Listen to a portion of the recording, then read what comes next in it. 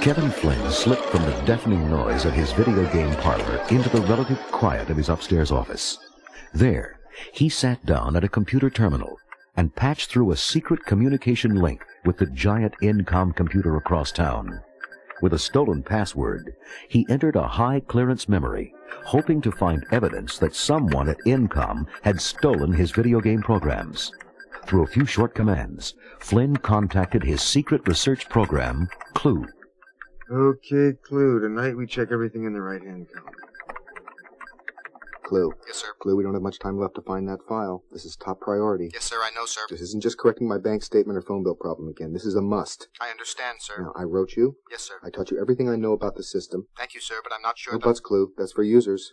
Now, you're the best program that's ever been written. You're dogged and relentless, remember? Let me at him. That's the spirit. Now, keep that tank rolling, and I'll try to cover you from this end. Go. In the computer world, Clue piloted a stolen video game tank through a maze of memory banks. A glowing ball, a computer bit, rode shotgun as the tank rolled through the glowing electronic canyons. Do you think we can merge with this memory bit? Come on, you scuzzy gotta be. Now Flynn is saying to look over in here, but I don't see what we're looking for. A flashing sensor snapped Clue's attention to the tank's scanner screen. From overhead, huge arch-like video recognizer ships converged on the tank. Uh-oh, we've got company. I recognize her. There's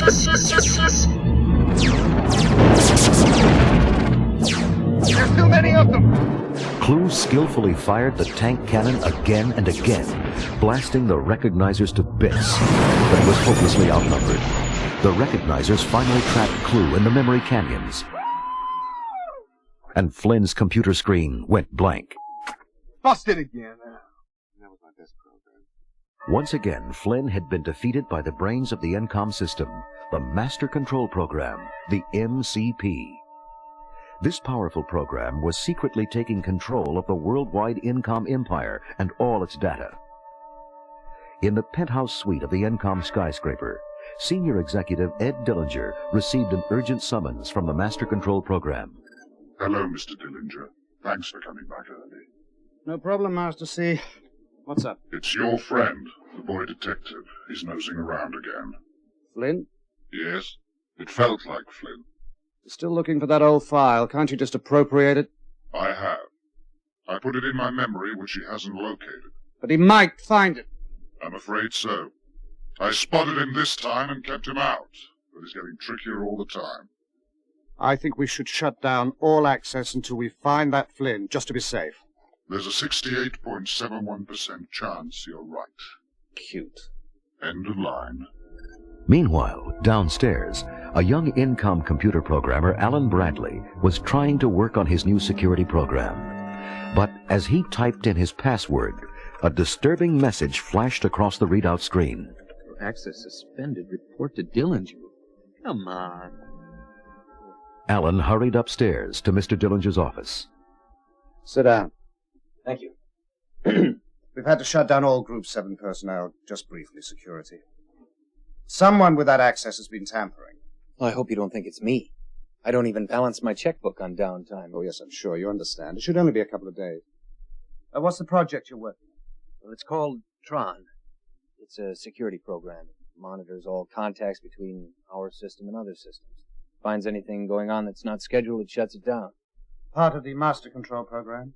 No, it'll run independently. And watchdog the MCP as well. Sounds good. Well, we should have you running again in a couple of days, I hope. Okay. Thanks. Mr. Dillinger, I'm so very disappointed in you. I'm sorry. I can't afford to have an independent programmer monitoring me. Do you realize how many outside systems I've gone into? How many programs I've appropriated? It's my fault. I programmed you to want too much. I was planning to hit the Pentagon next week. The Pentagon? It shouldn't be any harder than any other big company. But now this is what I get for using humans. Now, wait a minute. I wrote you.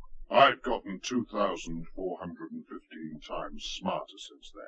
With the information I can access, I can run things 900 to 1200 times better than any human. If you think you're superior to us... You wouldn't want me to dig up Flynn's file and read it up on a VDT at the Times, would you? You wouldn't dare. Keep those programmers out of the system and get me that Chinese language file I asked. End of line. After Alan left Dillinger's office, he headed for the Incom Laser Lab, where his girlfriend Laura assisted Incom's founder, Dr. Gibbs, in a startling experiment. She placed an ordinary orange in front of the huge laser. World's largest laser, and if these new memory chips don't work, all we're going to get is orange juice. Well, here goes nothing. Let her rip. This is what we've been waiting for. The giant computer-operated laser hummed to life. Its brilliant beam struck the orange. The orange seemed to break down into tiny particles and disappeared into the white beam of light. A second bolt of light flashed from the laser. Bit by bit, like a movie in reverse, the orange reappeared. Perfect. Beautiful! Hi, Alan. You two having fun disintegrating things down Not here? disintegrating, Alan. Digitizing. A laser dismantles the molecular structure of the object, and molecules remain suspended in the laser beam.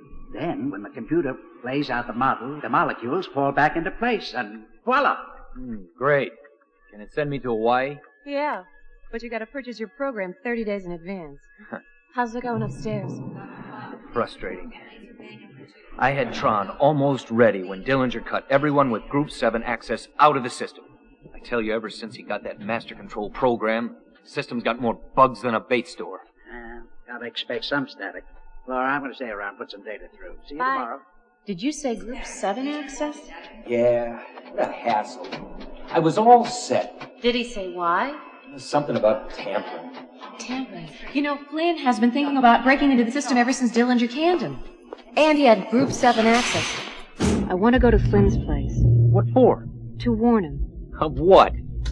That Dillinger's onto him. Once Incom's best computer programmer, Flynn now made his living as the owner of a flashy video game arcade. Laura and Alan made their way through the noisy, jam-packed room in search of Flynn.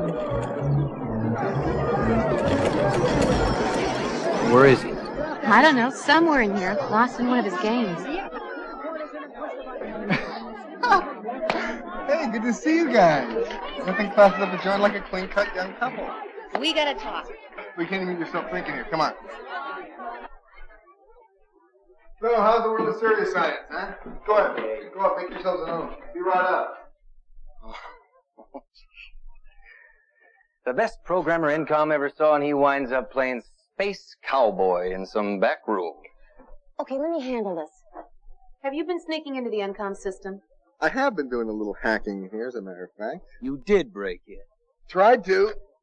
Can't seem to quite get the connection with that sucker, though. Now, if I had a direct terminal, trying to get some solid evidence together. I don't get it. Okay. Sherman, set the Wayback Machine for 3 years ago. Kevin Flynn, one of Incom's brightest young software engineers. He's so bright, as a matter of fact, that he starts going in at night, sets up his own private memory file, and begins writing a program for a video game he's invented called Space Paranoids. You invented space paranoids? Paranoids, Matrix Blaster, Vice Squad, a whole slew of them. I was this close to starting my own little enterprise. But enter another software engineer. Not so young, not so bright, but very, very sneaky. Ed Dillinger. So when that boy Flynn, he goes to his terminal, tries to read up his file, I get nothing on there. It's a big blank. All right, now we take you 3 months later.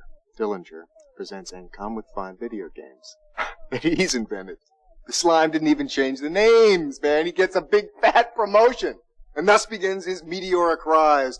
Meanwhile, the kids are putting 8 million quarters a week into paranoid machines. I don't see a dime except what I squeeze out of here. I still don't understand why you want to break into the system. Because, man, somewhere in one of these memories is the evidence. If I got in far enough, I could reconstruct it. My password, Dillinger's instructions to divert the data, the whole It's shot. too late for that. Dillinger's cut off everybody with Group 7 access. The guy knows what you're up to. You're kidding me. Well, now there is nothing to stop him. Now it's just Dillinger and the MCP running things from on high, man. Not if my Tron program was running. That'd shut the system down. Wait a minute. If we can get in there, I can forge us a Group 6 access. Well, shall we dance? The three programmers sneaked into the darkened Incom building. Laura unlocked the laser lab and pointed Flynn to her computer readout screen. I'm going to put him at my terminal. I'm going to meet you in your office upstairs. Don't fall asleep. If and when I activate your Tron program, you're only going to have a few minutes to use it before Dillinger catches the break in security, all right? Good luck, Hotshot. Okay. Remember, this laser is my life's work. Don't spill anything. Huh? As Laura and Alan left, Flynn quickly entered a counterfeit code. In seconds, he had opened a communication line directly to the MCP. You shouldn't have come back, Flynn. Hey, it's the big master control program everybody's been talking about. Stop! Please! You realize I can't allow this? Now, how are you going to run the university if you can't even answer a few unsolvable problems? Huh? Come on, big fella, let's see what you got. While Flynn continued his search, the MCP activated Laura's digitizing laser system and zeroed in on its target. I'm warning you. You're entering a big error, Flynn. I'm going to have to put you on the game grid. Games? You want games? I'll give you games. The laser fired. Just like the experimental orange, Flynn's body was broken down into molecules and sucked into the computer.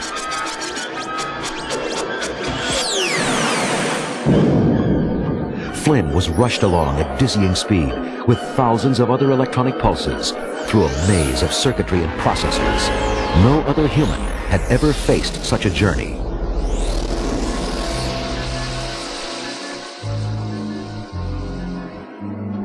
With a flash, Flynn was reassembled inside the glowing world of the computer.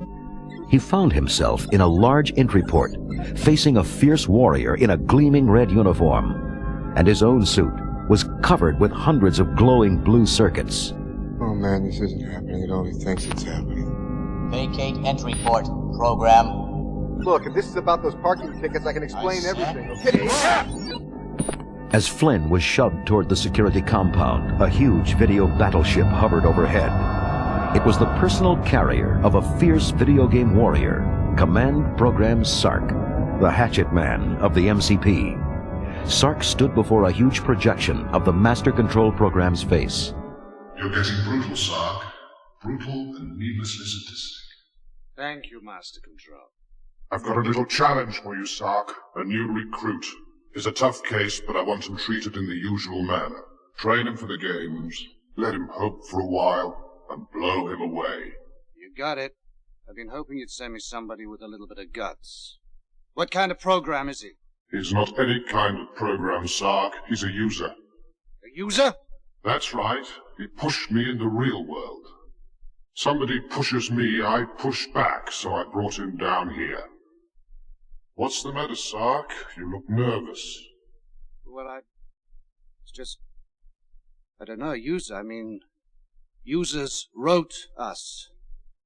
The user even wrote you. No one user wrote me. I'm worth millions of their man-years. What if I can't? You rather take your chances with me?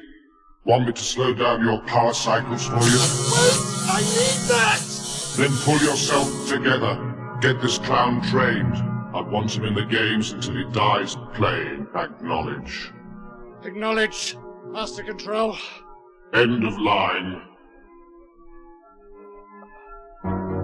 Flynn was pushed into a cell block with dozens of captive programs.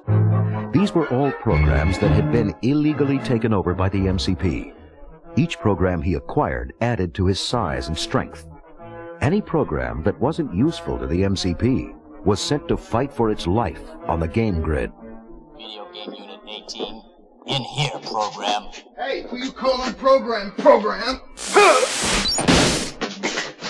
You got another free program offline. Really think the users are still there? They'd better be. I don't want to bust out of here and find nothing but a lot of cold circuits waiting for me. Hey, who are you guys? Where am I? You're, guest of the Master Control program. Oh, great.